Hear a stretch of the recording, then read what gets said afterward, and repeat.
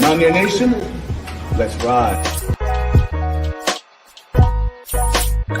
But Don Nealon's Mountaineers enjoy walking in where angels fear to tread.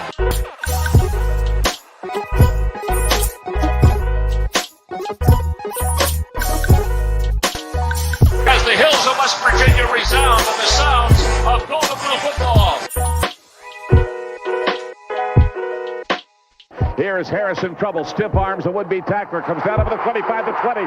Goes around about at the 15 to 10 to 5. A touchdown, West Virginia. He did it.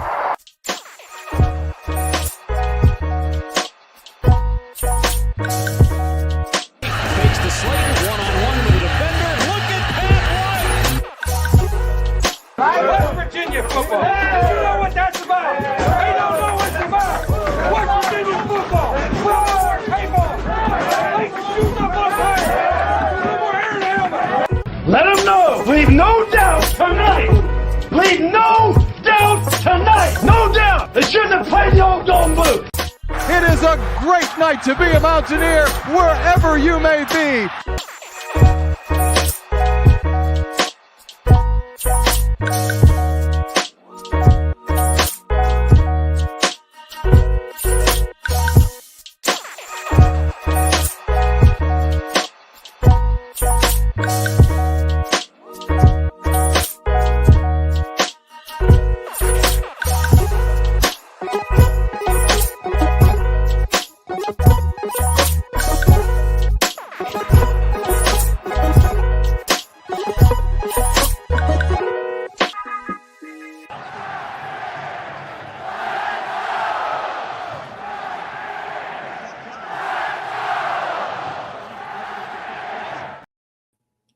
What's going on, Mountaineer Nation? Welcome into another live stream here on the Country Roads webcast channel.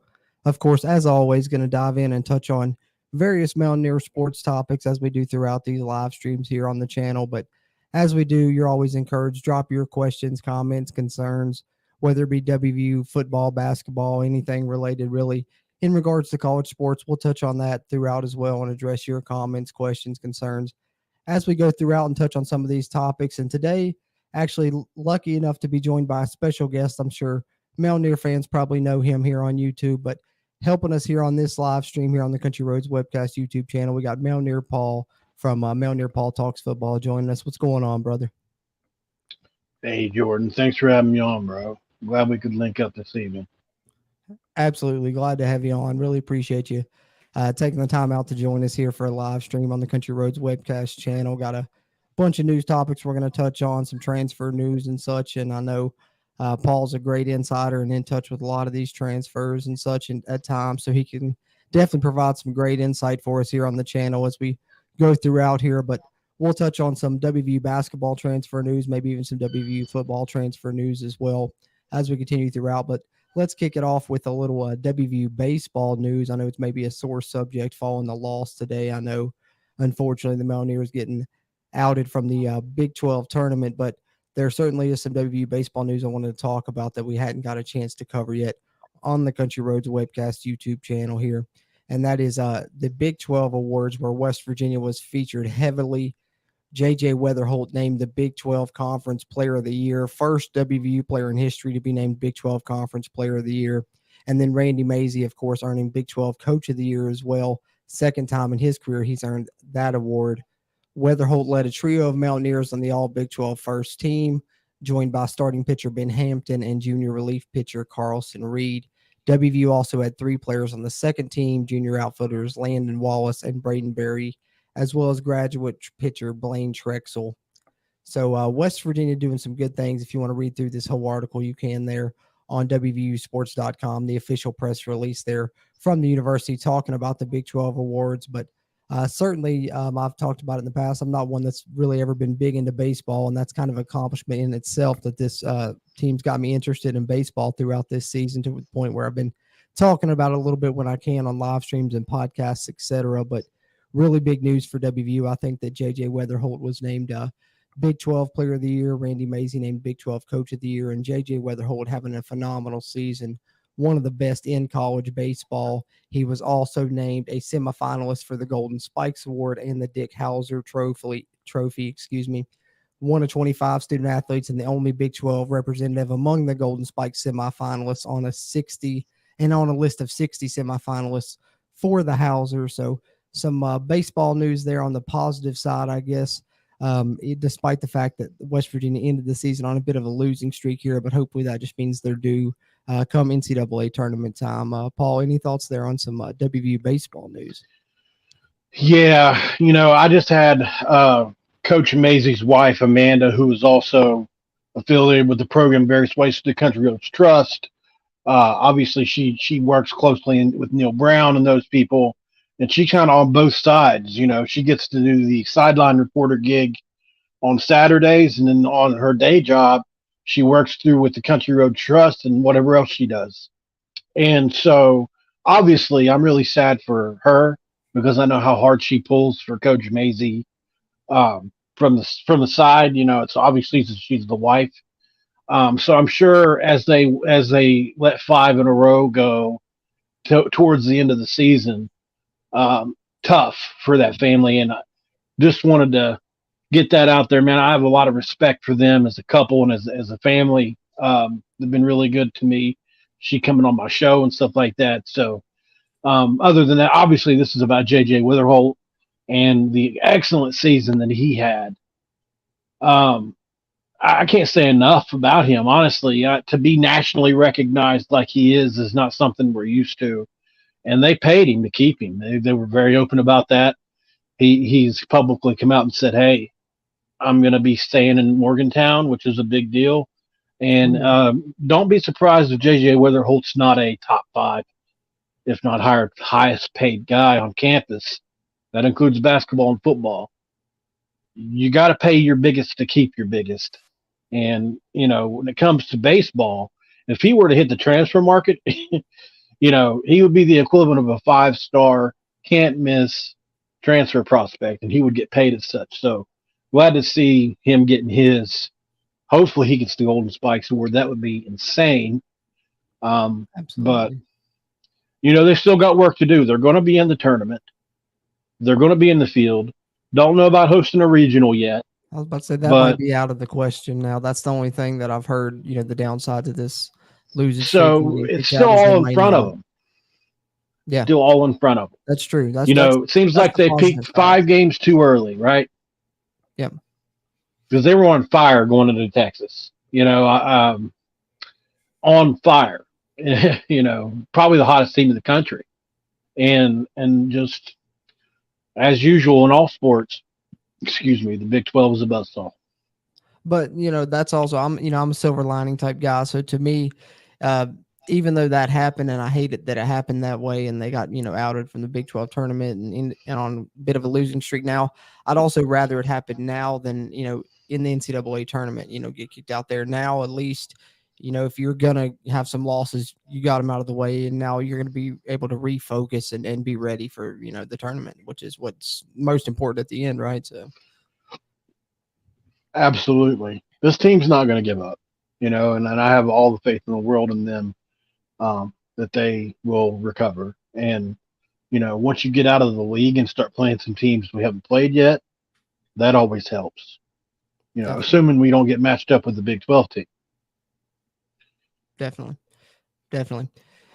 There's some baseball news. Wanted to get that off the way at the top because I knew it was a bit of a sore subject. So we'll let some people roll in here too, and we're gonna touch on some transfer news. We're gonna talk about a big potential WVU basketball transfer here momentarily. That I know I saw you guys put out a video from the Hoops from the Hills channel, which really good coverage there, and we're going to talk about that player as well. But speaking of the Hoops from the Hills channel, I'd be remiss if I didn't give you a chance to plug your stuff there, Paul. I know great coverage over on your channel, specifically talking about WVU football and things there at Mountaineer Paul Talks Football. But then you and Coos, of course, teaming up with some great WVU basketball content over on the Hoops from the Hills site. But before we get too much further in the live stream, just let everyone know here that's tuned in live or watching on a playback where they can find you if they don't know already. Appreciate that, man. So at Coos206 on Twitter is where you can find Coos. Coos' Corner. Obviously, if you don't know about it, that's where he's at. That's my boy. I'm going to plug him too while I can. obviously Mountaineer Paul Talks Football, which I appreciate you letting me say this. And then Hoops from the Hills is a joint venture that Kuz and I have. We felt like we wanted to keep both of our channels strictly football. And we felt like we looked out in the landscape and said, hey, there is not a strictly basketball channel out there outside of the former players that have their podcasts. So we figured, hey, why not throw our hat into the ring for that? And Hoops from the Hills has done really well. I won't say it's exploded, but it's definitely grown quicker than we both thought it would.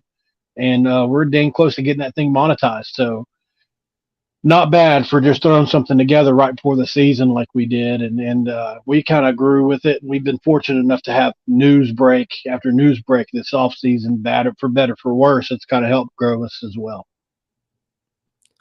Definitely. And it's been great content. I've been following along. And if you haven't, as a West Virginia basketball fan, you certainly be missing out there on Hoops from the Hills. And same goes for WVU football content on Paul's channel there, Mountaineer Paul Talks Football. But speaking of Hoops from the Hills and WVU basketball, we'll talk a little WVU basketball transfer news. I know we've talked about that in previous live streams. I know we talked about RJ Sunahara in a couple different live streams here on the Country Roads webcast. He was a target for WVU in the transfer portal, had originally scheduled a visit to West Virginia, but of course, I think on our most recent live stream, we talked about that visit being canceled.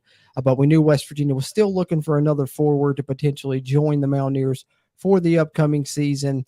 And West Virginia has certainly been in contact with a Tennessee transfer in the past, and Olivier, how do you pronounce that? Nkumwa? Is that how it is? Just Kumwa.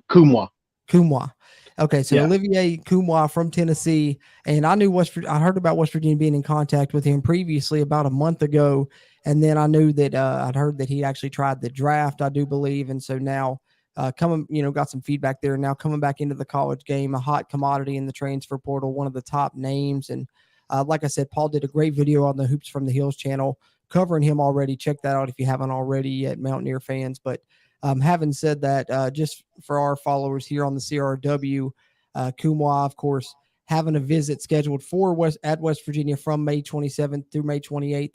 6'8" forward, averaged nearly 11 points and 5 rebounds in 36 starts for Tennessee. 1 year of eligibility left remaining. Would be a huge pickup for the West Virginia transfer portal class as they continue to try and build the roster for this 2023-2024 WVU men's basketball season. One of the top transfer portal classes in the country. And Paul, just kind of give me your analysis on him, and what do you think he would mean to the West Virginia basketball roster as a team that's already landed some impact transfers? Yeah. And that's an understatement, right? We've got several impact transfers. This would be yet another.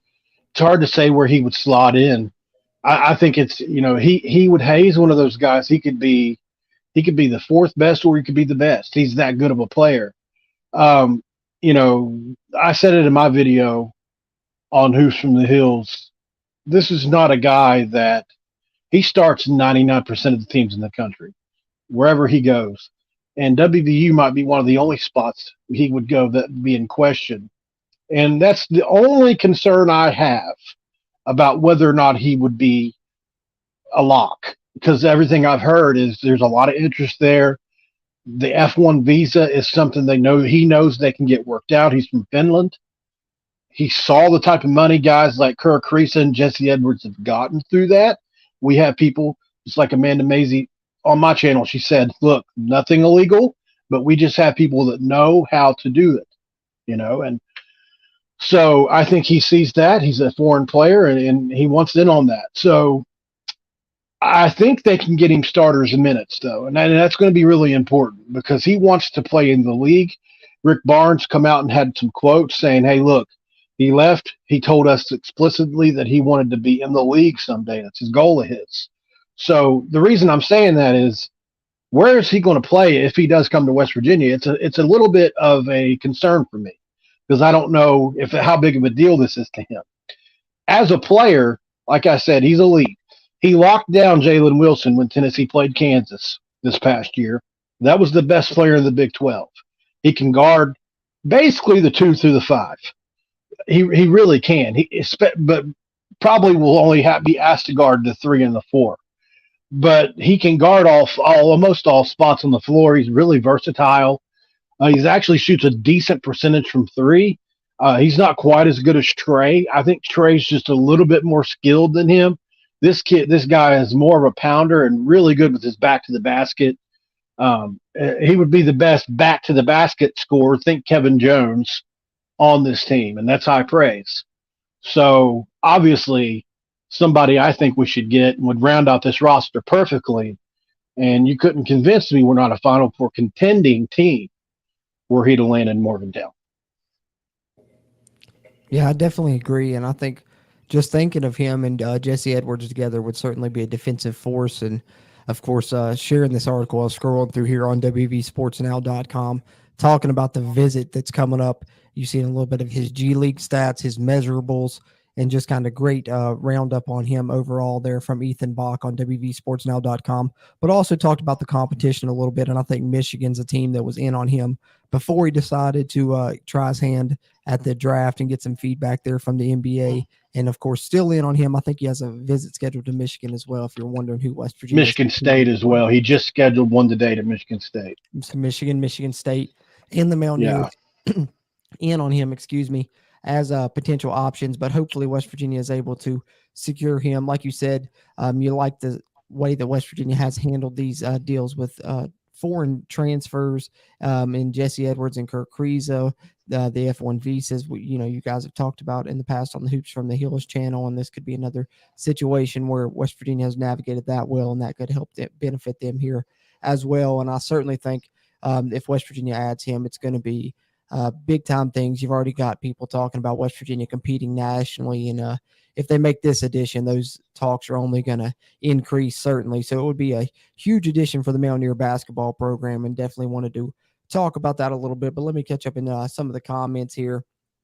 Kenny, appreciate you tuning in here as always, and chiming in, and everyone else encouraged, of course, as we go throughout. We're going to touch on some more news topics, Mountaineer football and basketball, but drop your thoughts, questions, comments, concerns, etc. We'll address them as we go throughout. Kenny says here, if we land the Ford from Tennessee, national championship title hunt, very possible. Go Mountaineers. Yeah, indeed. I think that kind of echoes both what we were saying there, Paul. But do you think, even right now, that's one thing that we can talk about with this West Virginia basketball roster. I certainly think they're a Big 12 title contender, but do you think they're a piece away from being a national contender, or do you think that they're in the spot where they could even compete now nationally, maybe?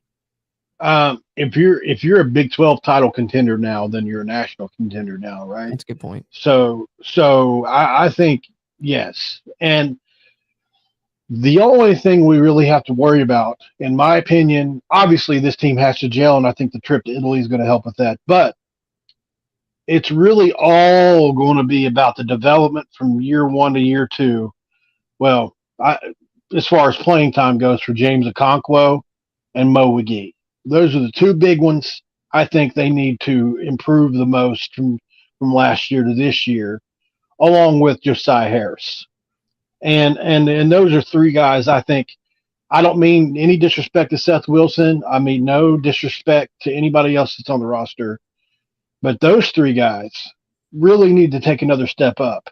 And Josiah is a guy that could really, really, really surprise us next year. He has the potential to be an elite wing. He just scoring ability is a little bit behind, but defensively now, he's probably going to be ready next year to be really good. Yeah. So the rest of the roster kind of needs to come around for that national thing, because we need at least 8 guys, right? I think you need at least an 8-man roster in rotation. And have very little drop off. So that's kind of where I'm at with it. Yeah, I'd agree with you. I'm right there with you, I think. Coos, what's going on, bro? Coos says, who is mostly to blame for WVU football struggle, Neil Brown or Shane Lyons? Very interesting question. I know Coos did a great video kind of touching on this subject a little bit, where he talked a little bit about Neil Brown's interview that he did with Mark Rogers and the Voice of College Football, which I thought was great. I actually got an article about that from WVSportsNow.com pulled up. I was going to talk about that as well, because I thought that was a really good interview. I just got a chance to catch that a couple of days ago. But from my perspective, I don't know if I'm going to say Shane Lyons is necessarily more to blame for the struggles, but I certainly think that it goes hand in hand with a theory that I've had kind of since the end of last season, at least some of Neil Brown's comments in that interview. And of course, you touched on it in your video as well, Coos, that I think that Graham Harrell was kind of forced on Neil Brown, and the offensive changes were kind of forced on Neil Brown, which, looking at it from Shane Lyons' perspective, kind of made sense, I guess, in a way. The defense had been successful. The offense had been what's struggling. So in his mind as the athletic director, if I bring in a good offensive coordinator, fix the offense, this team's probably going to be successful. So, forces Neil Brown, hey, you're going to have an offensive coordinator, quarterbacks coach, replace Sean Reagan. Neil Brown moved Sean Reagan to keep him on staff. And then I think you see after Shane Lyons is fired at the end of last season, the offense kind of changed to go hand in hand with that. You see a schematic change. You see different players playing more that weren't playing before when Graham Harrell was in that role. And so I think that accompanies along with that and kind of goes right hand in hand with that change of Shane Lyons, being the one that forced that change, and maybe is one of the reasons why Shane Lyons was what some people have called the scapegoat, because he was the one that made those changes and kind of forced Graham Harrell on Neil Brown. That's kind of been my theory anyways. And I think there has been some things that have hampered Neil Brown that he wasn't expected to deal with when he took the job, potentially transfer portal and NIL being the main two, of course, because neither one of those were a big factor, in his mind, I'm sure, when he took the job in 2019. But I definitely think we're going to see for sure this year, if that definitely is the case, if Shane Lyons was really hampering Neil Brown. So for me, I guess the verdict's still out on that one, but I think that there are signs that point to Shane Lyons being a big reason that West Virginia was unsuccessful in not only football, but some other sports and in the NIL game as well. Paul, any other further thoughts there? You couldn't have said it any better. If I had to throw percentages out there, let's say it's tough, isn't it? When I can find reasons to fault either one 60-40. But I'll go 60-40 Neil Brown, because I feel like he's in charge of what happens on the field at the end of the day. And, they had a chance to bring in players, albeit from lower levels, that didn't work out. And had they brought some players in that did, maybe that would have been something that could have helped us last year. I understand they were handcuffed with NIL, but you kind of just have to make it work, because Shane Lyons, in order for him to basically keep Neil Brown another year, he had to say, okay, I'll make him get a coordinator, right? I think that's kind of the situation he was in. Not to take up for Shane Lyons, really, because obviously he played his part in all this. But I think, whoever Gordon Gee, obviously he was probably answering to him saying, well, hold on, let's not get rid of him yet. I'll make him hire an OC, right? Defense has been really good the last few years. We get an OC to pair with what that defense has looked like, and maybe we've got something. And then we lost all the starters to the portal, and boom, So it really hasn't worked out for Neil. It really hasn't in a lot of ways.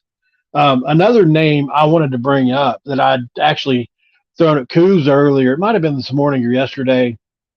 There was a name in-house that went and coached a really good Minnesota offense last year to a 9-4 record, Kirk Sriracha, that was in-house. Good point.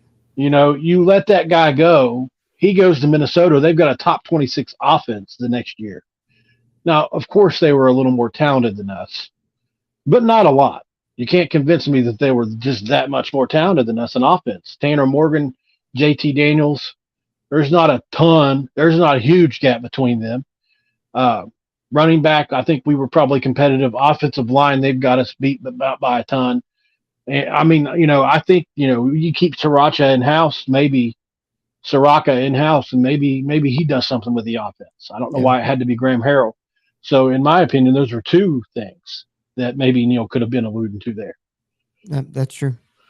Well, because it was rumored, I remember late that season before he left, that once the offense kind of started changing and having more success, that it was because he was getting more involved with the offense. So I don't see why he wouldn't have been an option as well. And I think, maybe that is what really caused a rift maybe between Neil Brown and Shane Lyons, was the fact of Shane Lyons just wanting to bring in somebody from the outside when Neil Brown felt like he had plenty of guys that were capable, as you see now, he still, of course, has faith in Chad Scott as quarterback's coach, but then not Chad Scott, but Sean Reagan, but then even Chad Scott, promoting him to offensive coordinator. So there was probably multiple coaches that he felt like could have earned that job outside of, bringing someone else in from Graham Harrell. And I think, that could have caused a chemistry issue in the locker room, amongst the staff, which then, of course, is going to affect your roster as well. So it's definitely something to talk about for sure.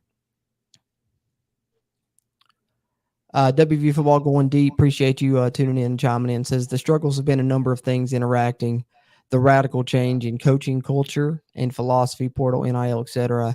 Hate to say line seems a factor, but still think Browns a plus. I don't know if I'll go out and say Browns a plus is exactly yet, because like I said, the wins are the most important thing at the end of the day for sure. That's just the name of the game. But I'm still allowing the verdict to be out for me. This year's really going to be a lot. It's going to be a turning point one way or the other for a lot of the fan base, I think. I agree 100%. I'll agree. I agree. I really do think Neil has been dealt a bad hand in a lot of ways. He has. But unfortunately, that's just not going to work as an excuse. Do I have sympathy and empathy for that? Of course.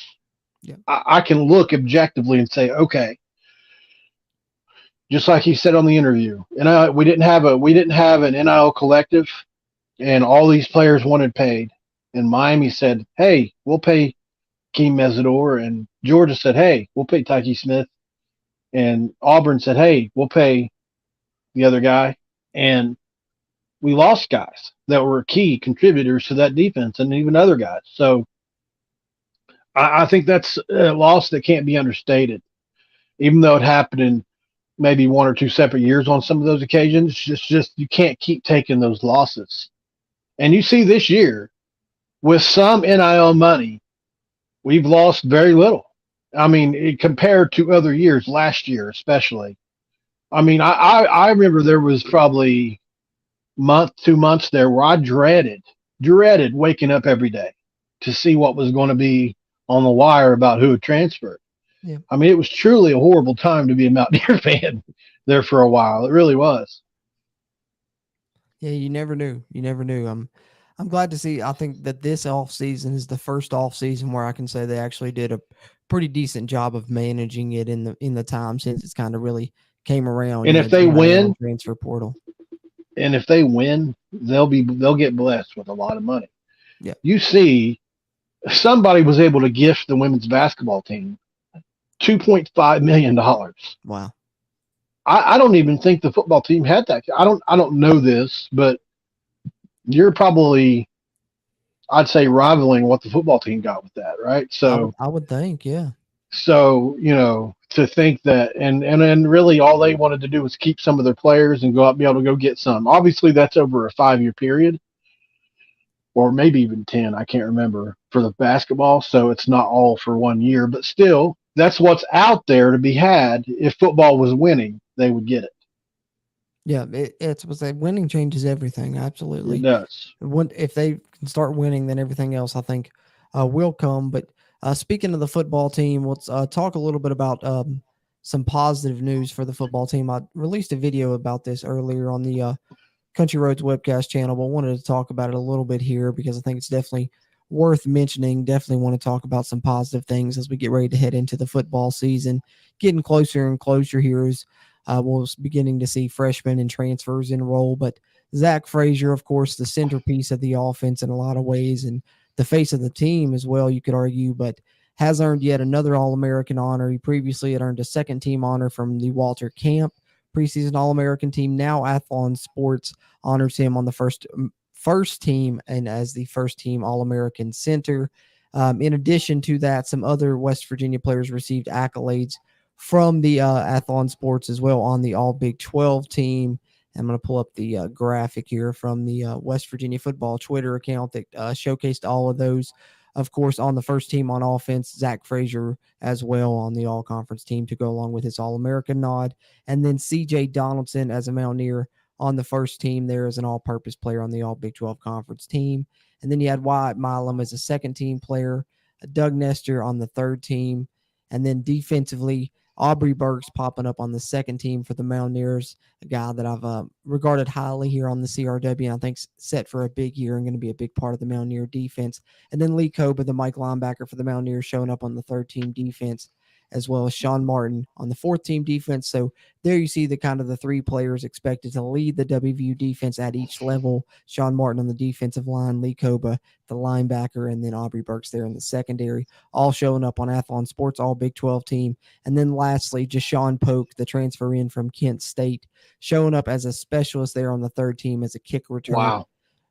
Kick returner, which is good news for West Virginia. They've needed help in that department. That's kind of one of the main reasons they brought him in, right? So good to see that. What do you think of the nod, for Zach Frazier, All-American wise, and then, of course, these all Big 12 nods? What stands out to you, Paul? Man, there's might not be anybody, on that team that deserves recognition more than Zach Frazier. And he got paid like it, Yeah. Don't want to go too deep into this, but pretty sure he got paid this offseason, and well deserved if he did, and I think, Zach is a guy that is pretty underspoken kind of guy, but a real leader for our team, and we really he deserves it, and so does Wyatt and all the West Virginia kids. The whole team deserves it, but we all root for the West Virginia kids. We want to see them win this year. And if I was going to say I was excited the most, obviously I've been on record as saying I think C.J. Donaldson has the chance to be not only the best back in the Big 12, but the best back in the country.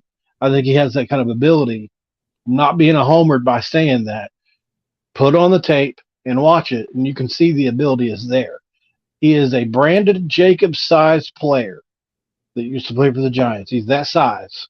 He's got more speed and lateral ability than Brandon Jacobs did. Now, will he have the kind of career that Jacobs did? Because Jacobs was insanely durable to have the size that he did and take the punishment that he did. Yeah.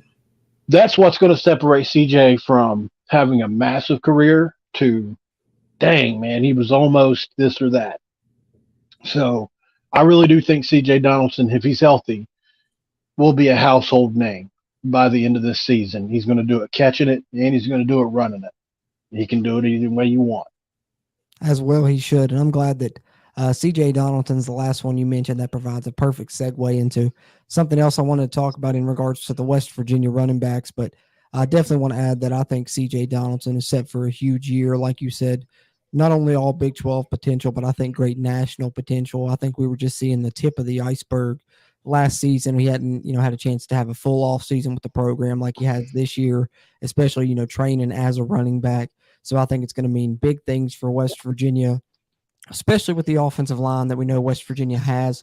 We talked about Zach Frazier there, and of course, Wyatt Milam and Doug Nestor showing up there just goes to show 3 of your top 5 highly regarded throughout, the nation. Athlon Sports, of course, a great publication, highly regarded nationally, and they're pretty high on the West Virginia offensive line that I think is going to be very successful with the run game. And, the offense that I've kind of likened it to, Paul, here on the channel is I think it's going to maybe resemble the 2016 West Virginia offense a little bit when West Virginia had Skylar Howard, Wendell Smallwood, et cetera. And you kind of had that mixture of, the read option and the air raid. And then, of course, now you'll be able to throw some RPO in there and stuff. So I think that I like that. It's all dependent on, to me, on if you got the wide receivers that can get the job done. You had some great guys that year. You had great possession guys that can get it on conversion downs like DeKill Shorts, and then a great burner downfield in Shelton Gibson. So you certainly had pieces, and I think Marcus Sims. Yeah, and I think this West Virginia offense has pieces as well. They've added some good pieces there at the wide receiver spot. We've talked about Devin Carter, EJ Horton, Noah Massey, et cetera. And then, talking about those running backs, I think C.J. Donaldson is going to be the feature back, but then a guy that I've been really high on is Jalen Anderson, and I think he's going to be the other guy that's featured with C.J. Donaldson. And I think the caveat that really is going to throw a wrench into defensive game plans with both those guys is I think they can both really catch the ball both out of the backfield, and they can both even split out if necessary. We know that C.J. Donaldson was kind of recruited as an athlete, tight end, wide receiver hybrid, played wide receiver in high school. West Virginia initially said they were recruiting him as a tight end, ended up as a running back. And then I think Jalen Anderson is someone that, Mountaineer fans got to glimpses of late last season and was really impressive. But I think going throughout the offseason, he's really been a standout player And that's what I wanted to touch on here was Chad Scott on Sportsline this past week. I believe it was the Monday episode. If you guys didn't get a chance to check it out, go listen to the whole episode. But I'm going to play the clip here. He's asked about a standout player on the offense, and he really raves a little bit about Jalen Anderson and mentions that he feels like Jalen Anderson could have been listed as an athlete recruit as well with his pass catching ability and how he split out at wide receiver in high school as well. But let's hear Chad Scott's thoughts on Jalen Anderson, and then we'll touch on this a little bit, Paul, and you guys drop your thoughts in the comments, of course, and we'll catch up with your all's thoughts as well. But let's hear Chad Scott's thoughts on the standout player for him among the West Virginia offense this offseason and Jalen Anderson.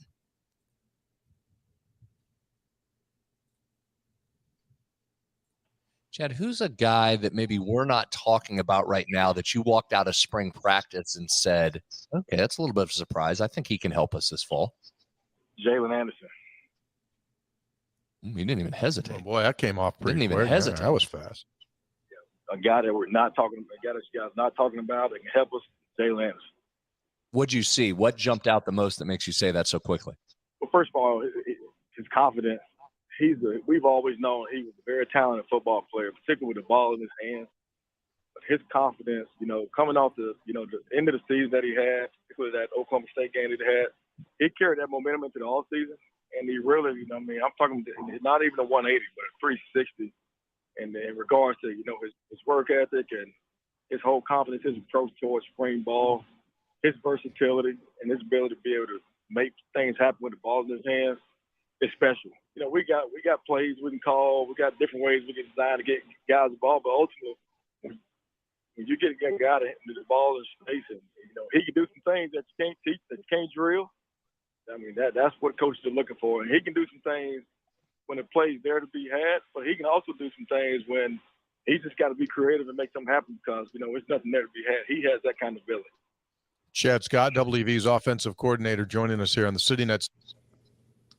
All right, so there you get some thoughts from Chad Scott in regards to Jalen Anderson. And, me and Paul here already talking about C.J. Donaldson, a great running back in the backfield for West Virginia, and we saw a little bit of last year, and then we got to see a little bit of Jalen Anderson. But I don't know if you got a chance to hear that ahead of that clip, Paul, but what are your thoughts there on Chad Scott giving some great feedback on Jalen Anderson and just what that West Virginia run game can do if both those guys are really, truly the weapons that they appear to be? Imagine Chad Scott giving a running back a shout out. He's so biased. No, I'm kidding. Jalen Anderson, man, you look at some of the film he put out last year, really similar to trying to liken him to probably a Le'Veon Bell, the patience he showed behind the line of scrimmage, waiting for a hole to open up and then cutting one cut through. That's something he does extremely well on tape. Like I'm talking about, this is something backs usually don't get until they get to the league at the level he was doing it from time to time. He was inconsistent with it, but when he did it so well. And was it the Oklahoma State game he broke out? Was that it? Yeah, I believe that was the one where he had those long touchdown runs. The two couple 50-yard runs, and on those runs were go watch the plays versus Oklahoma State. Whenever he basically they ran a zone blocking scheme. He waited for the hole to open up, obviously, and he had different gaps for each touchdown run. And I think that's a different element that he brings. CJ is extremely explosive through the hole, completely opposite. And a lot of that's due to his youth and vigor. But not that he's not smart and not capable, but he explodes through, right? CJ is just this incredible athlete, while Jalen is as well, but he's super patient. And I think that a lot of that came sitting behind some really good backs, Lenny Brown being one of them. And so pass catching ability, I have yet to see. It was on his high school film, like he was saying, but at the college level, he hasn't really just deployed that yet. But neither is CJ, and it's on tape as well at high school level. So I have no doubt that either one of them can do it. Obviously, another guy that's extremely gifted catching the ball in the backfield is Jaheim White. Yep. He was a machine out of the backfield in high school. So obviously, they're targeting a certain type of back. no matter what size they are, they have to be able to catch it. So It's interesting. And Yeah. what we knew about CJ Donaldson, we already kind of expected him to be the feature back, but the thing that I've kind of envisioned with the emergence of Jalen Anderson, and I believe it's in that same interview later on, they asked Chad Scott about, if they're going to be using a lot of two back sets, and he pretty much said, yeah, that would be the case or whatever. I'm paraphrasing, of course. You have to go listen to the whole thing to get the exact quote, but to me, I think it sounds a lot like what you could see is Jalen Anderson and CJ Donaldson both in kind of co-starters almost, if you would. And that just would give West Virginia the ability to go no huddle. And then if you want to sub in another running back to rotate them in, you don't really have to sub out and to get another receiver in. You can move either Anderson or Donaldson out to the slot and then get another running back in that way, still keep a two-back set. Even if you want just a lot of options there, you can even potentially slot both them out, bring in another running back. So it's definitely a lot of options for West Virginia. And I think having those running backs with the pass catching ability that you're talking about, and we know that both Donaldson and Anderson have that, gives West Virginia an easier way to be able to utilize that deep running back room that we know about with Jaheim White and Justin Johnson still in tow in the backfield as well.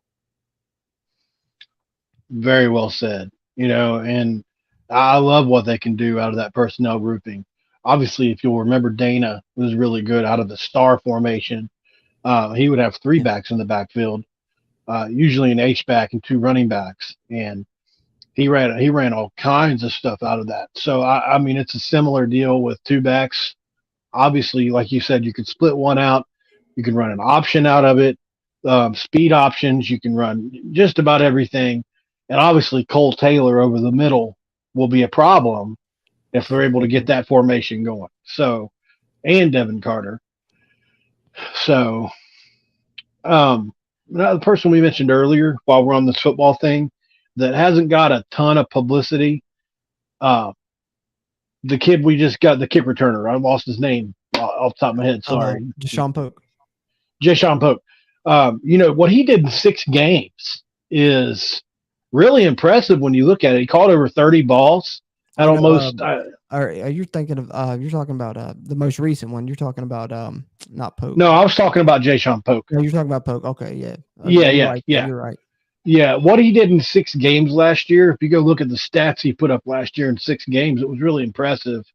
Over 30 balls caught. So I'll take that over a 12-game season. That's over 60. That's over 60, obviously at a lower level, but he has the ability, if he can stay healthy. That's his biggest problem too. Yeah, and I think that's something that's underrated because we know, and I think a lot of people are recognizing it as a special teams addition, but with West Virginia having to kind of wholesale replace, their starting wide receiver room, he's someone that could certainly help them get some reps there and make some plays down the field as well. So I think that's definitely something that's underrated. But having said that, I'm gonna catch up on some comments here. Appreciate everyone that's tuning in and chiming in here. I got a couple more news topics we'll get into as we continue throughout, but encourage you guys, if you are in here live or even if you're watching this on a playback, do us a favor, hit that thumbs up button, give us a like on the video. Really helps it hit that YouTube algorithm, helps its performance, helps other videos performances as well. And if you're a WVU fan, be sure to hit that subscribe button. Helps us and you, helps get more of this Mountaineer sports content out to Mountaineer Nation. Catching up here, Chad Atkins says losing Jordan Jefferson at the nose tackle position, I think, hurts us those first few games.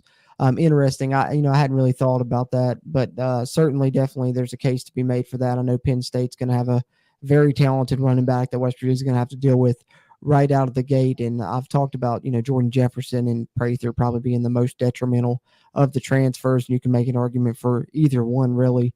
But I know I like the bodies that West Virginia has potentially to replace Jefferson. I'm a big Eddie V fan. I think Michael Lockhart has good potential as well. And then they have some, young names. But, right out of the gate, that's a question mark for sure, Chad, because it's going to be inexperience and you're going up against a, really strong Penn State team. And like I said, going to have a really good running back. Can't think of the name. It's slipped my mind right now. Singleton. They've got two. Yeah, they've Nick Singleton and Katron Allen as the number 2 back. He was a freshman last year. 5-star player, absolute dog in the backfield, Katron Allen. But Nick Singleton's actually the star, but Katron Allen's just as good. Yeah, so certainly going to be a test for whoever West Virginia employees there, if it's by committee or whatever. But do you think that's something that might hurt West Virginia early? Is that loss of Oh, no JJ? doubt about it. Well, it's just you're going to have to stylistically, you're going to do things a little different. I don't think we have anybody that can hold up at the line of scrimmage like JJ could, right? So obviously, you look at Lockhart as a guy. Fator Mulba is a guy that actually Kuz can attest to this if he's still in the chat. I was actually able to get a hold of the starting offensive lineman from Penn State that wanted to remain anonymous, but I showed Kuz the screenshots. Right. He said pound for pound, Fator Mulba was the strongest guy on the defensive line. Ooh. He's not at least at that point in his career, wasn't a good pass rusher, but he's extremely stout against the run. And that was the starting left tackle for Penn State. So I think he's got a chance to be good for us and maybe replace some of that JJ. But JJ, obviously, LSU picked him up for a reason. That's the elite of the elite that go there. So it's hard to replace. In my opinion, though, this is just my opinion. I think Day-Day Hawkins is going to be a name that people are going to be very familiar with by the season's end next year. He is very Dante Stills-ish from a pass rushing perspective from the inside defensive tackle spot. You saw him wreak havoc in the spring game. Go look at his tape. Even back to Kentucky, you can tell he is a pass rusher that plays defensive tackle, and I think you could supplement. It may not be like that, but he might be able to go around guys and get TFLs like that. Yeah, I certainly think that he is probably, in my opinion, the most underrated or at least unheralded as far as the fan base is concerned of the transfers that West Virginia has brought in, because I know a lot of fans saw the Tennessee State, team and immediately wrote him off. But I know throughout the spring, he has been, one that's been reported as a standout throughout the practices. And like you said, we saw it ourselves in the spring game. And I think that he has great potential. So I love that shout out for Day-Day Hawkins there. And I think West Virginia certainly has some guys that I think could, whether it's like you said, a mix of them and using them situationally. Talking about Mulba maybe in a certain rundown, goal-to-go situations, short yardage situations, put him in there. Pass rush situations, use a little bit more Day-Day Hawkins. So I think that there's certainly bodies. It just depends on how everything pans out, but going to be interesting there in those first few games. Interesting to point that out there, Chad. Appreciate that. WVU Football Going Deep says this is the first year Brown has had quote unquote his team, including players and coaches. I think we'll see positive results now that Brown has managed to get that bad hand redealt. Yeah, definitely. Certainly this is completely Neil Brown's team. So, for better or worse, we're going to see how that pans out this season. And I think this is not only the first time he's had, his type players, you would say, but also I feel like it's the first time that he has players that fit, kind of a system that he wants to run really.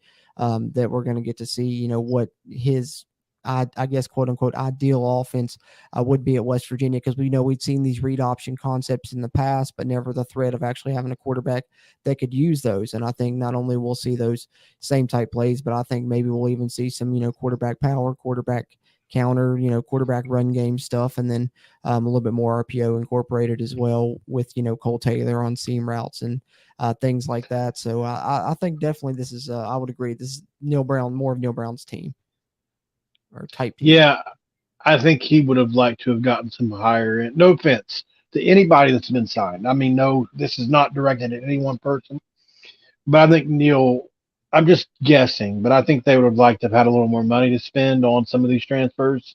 Devin Carter was kind of like the big one that they were able to go out and grab. And unfortunately, what I've been told by other insiders is that just the funding 100% hasn't been there like they would like it to be. And that's why you see an E.J. Horton, a Jalen Ellis leaving and E.J. Horton come in. Not that E.J. Horton can't be great for us. He can.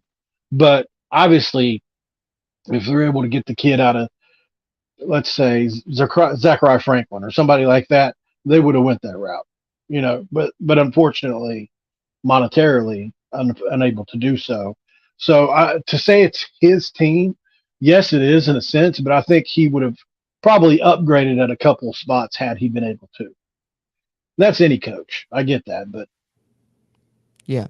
I think for all the great things that we're saying about NIL, then West Virginia's really come a long way in that department. I mean, of course, like we were talking earlier, just look at the basketball transfer class. But I think in turn with that, it's just a lot harder to do it for a football team. I mean, that's a huge roster that you got to try and fulfill a lot of guys' needs. So it's definitely sometimes harder, I think, on the football side to get, that top level talent, because sometimes you're going to pay a lot for that top level talent, and then maybe you're going to end up getting lesser talent at a spot where you maybe really need it. I think, I'm not saying anything. I don't know anything specifically, obviously, but I think you could look last year. I don't know what WVU paid JT Daniels, but I'm sure that in hindsight, they would probably pay a quarterback less, or maybe roll with one of their young guys and pay someone in the secondary more, something like that you got to factor in when you're talking on the football side.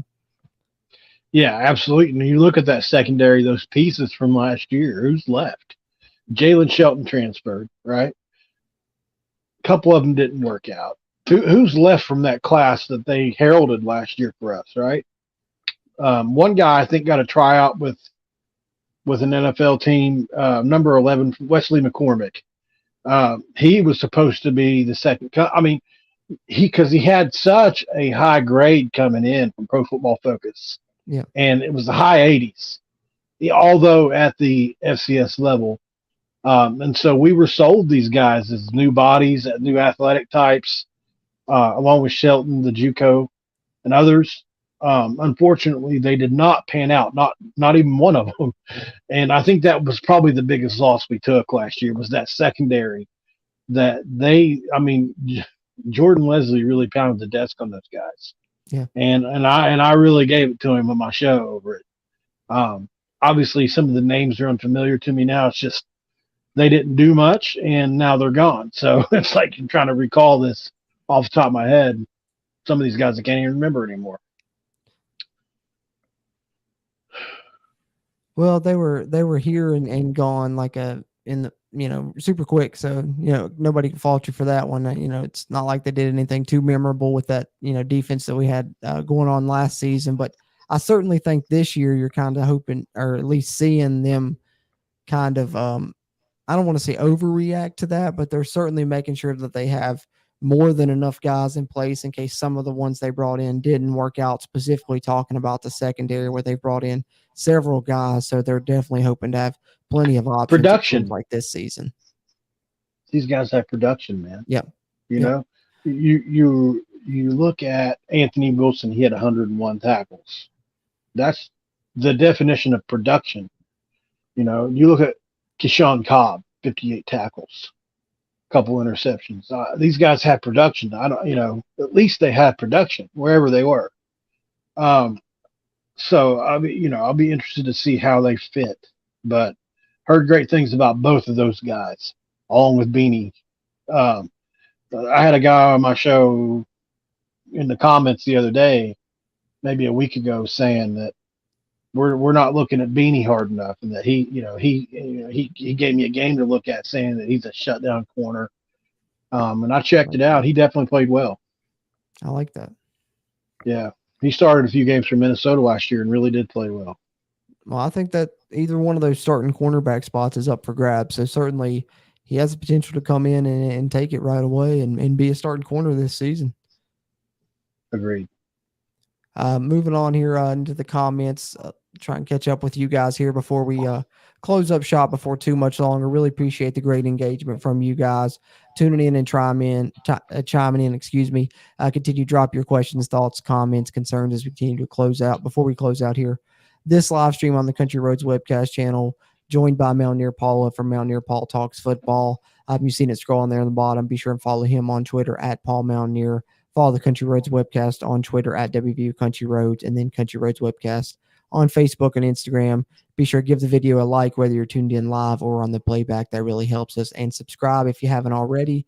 Curtis D316, appreciate you as always. Says if WVU lands in, how do you pronounce it one more time? Kamwa. WVU lands Kamwa this weekend. That is going to be one scary team. Agreed. We touched on a little bit earlier, but we certainly both are feeling the same way in regards to that. Also says excellent problem to have is a loaded running back room. Agreed there as well. WVU Football Going Deep says same interview talking about the Chad Scott clip we played earlier. Chad Scott said that he expects a running back to get over 30 catches this year. That's yet another indication that the offense won't be as run heavy as some think.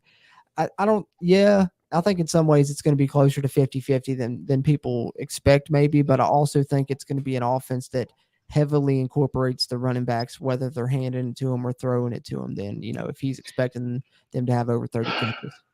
You know why that is? It's because they only expect Devin Carter and probably Cole Taylor to really catch anything much as of now. Not saying some of those other guys can't do anything. It's just they haven't shown it quite yet, and obviously AJ Horton is a guy that is obviously extremely talented based on speed, but man, you can't, unfortunately, in football, they're just only go so far at the Power 5 level. So I think Devin Carter is a guy who's produced. He's got 88 catches in his career. Although that is now, and that's over 3 years. So I think the wide receiver room has a lot of questions, even though Devin Carter's an incredible body, has incredible potential and all that. I'm not saying he's no good, but just got to keep it real. 88 catches over 3 years is not world beater either, so there's a reason why the running backs are expected to catch a lot of balls is what I'm saying. It's kind of almost by default, right? So not trying to be too negative or anything like that, but we have to keep things in perspective too. This is a lot of new pieces to implement. Every receiver is new outside of obviously the 2 guys from last year that came in as JUCOs. And these running backs have been here. So they should have a little leg up. Obviously, they're extremely gifted pass catchers. And I mean, really, if you put those guys in the slot and they're both, they're receiver running back combos almost. So yeah, I think it can be a case of both, I guess, a little bit. It's good news for the running backs, but also it kind of raises concern a little bit about the pass catching options on the outside for West Virginia. We got faith in Devin Carter and, Cole Taylor, but outside of that, we're just kind of wondering who's going to step up the other outside wide receiver and even who's going to be there lined up in the slot. Because it's definitely going to be someone that we haven't seen a ton of as far as a West Virginia football player is concerned anyway. They may have some experience elsewhere or may end up even being a true freshman, but it's definitely going to be some inexperienced guys lining up in the wide receiver room that we're going to have to hope and pray have good debuts as Mountaineers. Kuz's Corner says, I heard a great comment on Ear Sports Pod the other day. It may be unrealistic to expect coaches from an air raid system to totally change their style. So maybe they will throw it more than we think. Kind of goes hand in hand with what we were talking about there. I certainly think that it's in the cards that West Virginia is, they're not going to completely abandon the air raid. It's still going to be those passing concepts within the route tree and things like that. And I think if anything, you may be, 55% run, but I think it's going to be pretty close to 50-50 still yet. I think that we'll see more heavier sets. We'll see more 2-back sets, but I think if people are expecting it to be a completely and totally different offense than what they've seen, it's probably not. It's going to look, somewhat similar. Yeah, that's a great point, and I mean, really, we saw it the last year in Neil Brown coached offense. I mean, he was his ball control, Oh, yeah. I mean, that didn't resemble anything Dana Holgerson ever did. So the last time Neil Brown was OC the year before last, I mean, that's about what you can expect, probably similar, and obviously to win week 1, we're going to have to employ that kind of ball control offense. There's no doubt. Now I get to thinking about Aubrey Burke versus Drew Allard.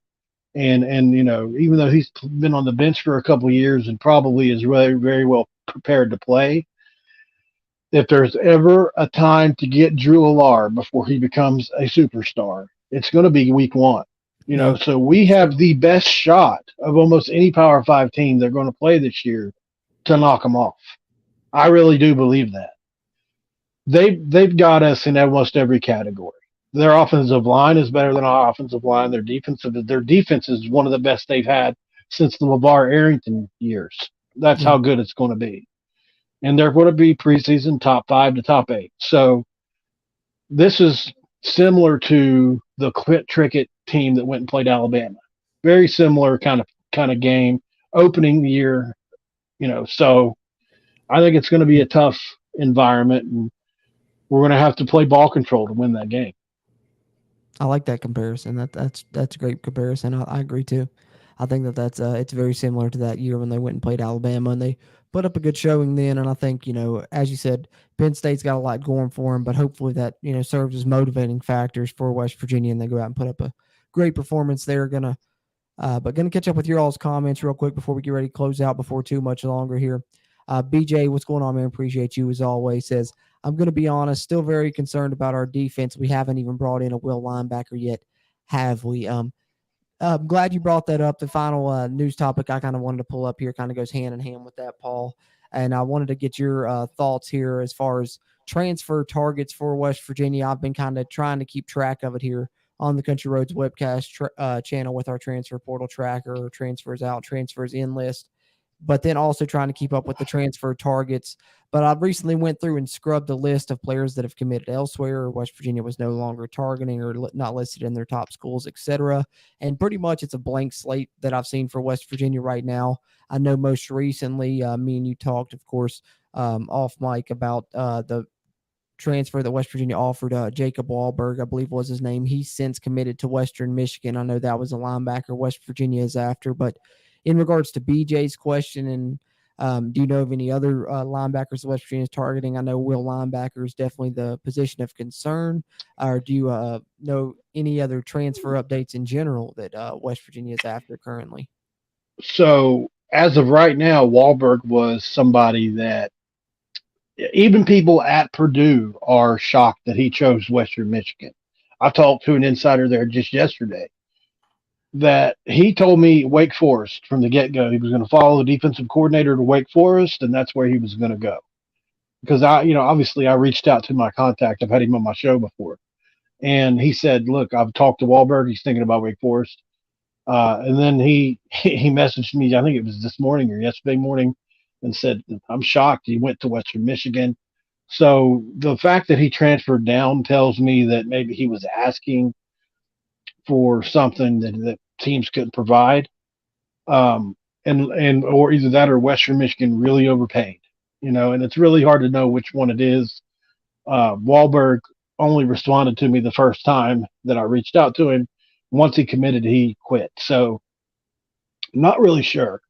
Obviously, we missed out on the big one before him, which was the kid from Texas that eventually we missed out on. So unfortunately, but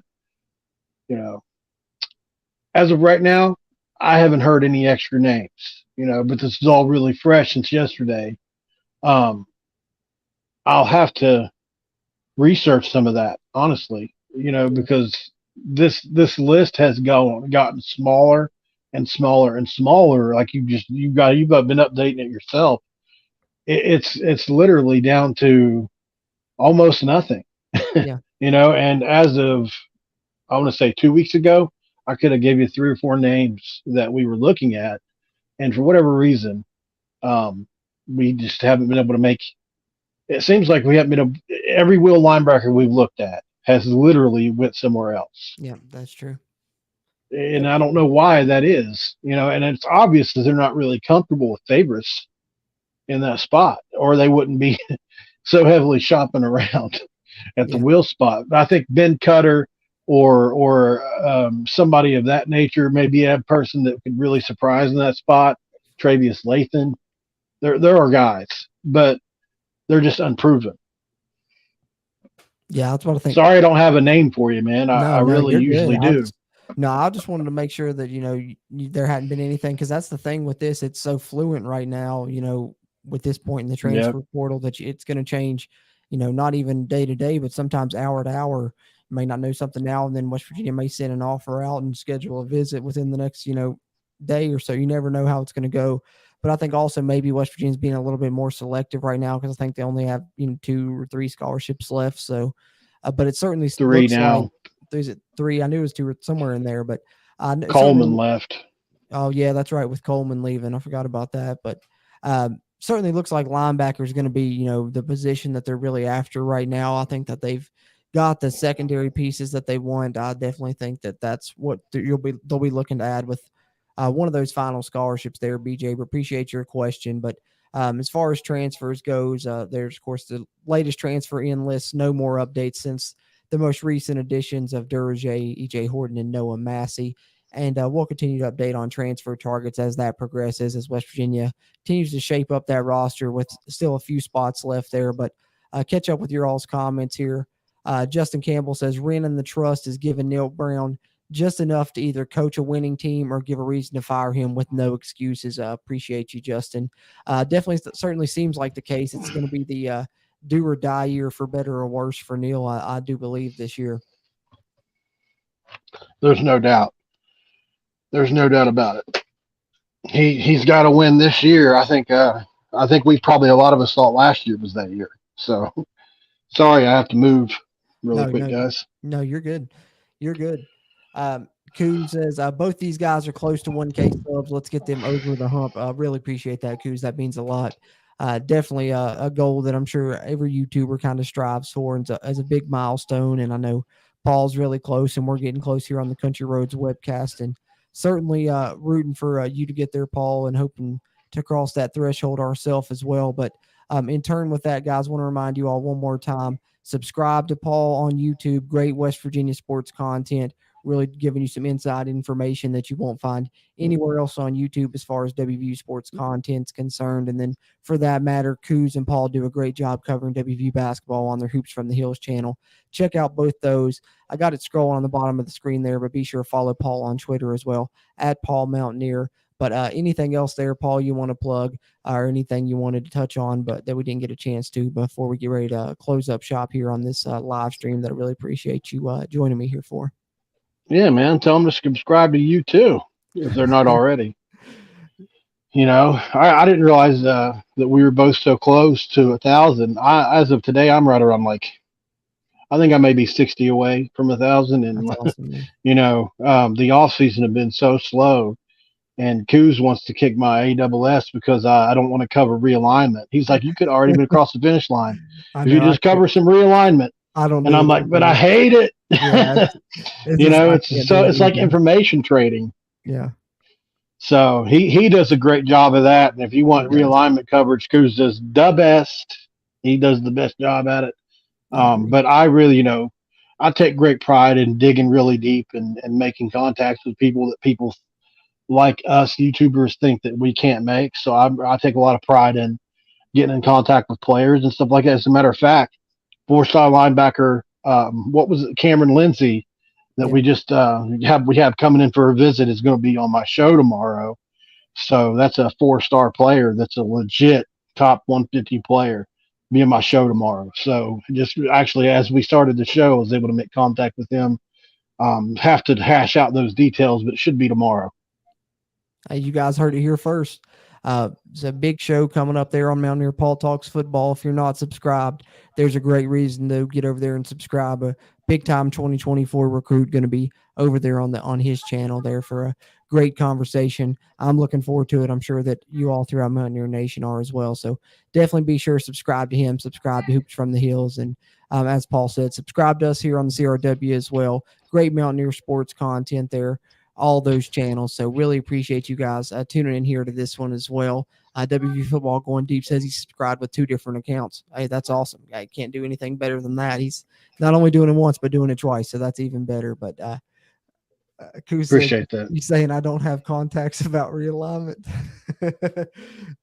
Coos is funny, man. Nah, I shot the man out and gave him all kinds of praise, and he finds the one thing that I didn't say. Of course. Nah, but Coos does do great talk about realignment. If you guys are into that, definitely go over there, watch his videos. He's done a great job covering it, and certainly the best in my opinion, as Paul said earlier, and great WVU content on his channel as well, just like it's coming from Mountaineer Paul. And really appreciate you taking the time out to join us for this live stream, Paul, and hopefully do it again here in the future as well. No problem, man. Thanks for having me on.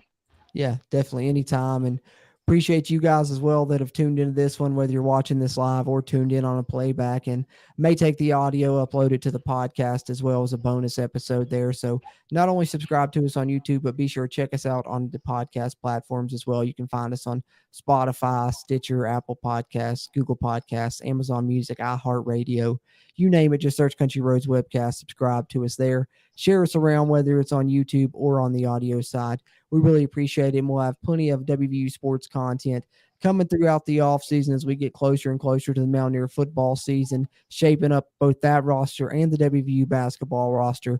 Plenty of things to talk about and cover moving forward, and looking forward to the next live stream with you guys. So for Mountaineer Paul and myself, until next time, let's go Mountaineer.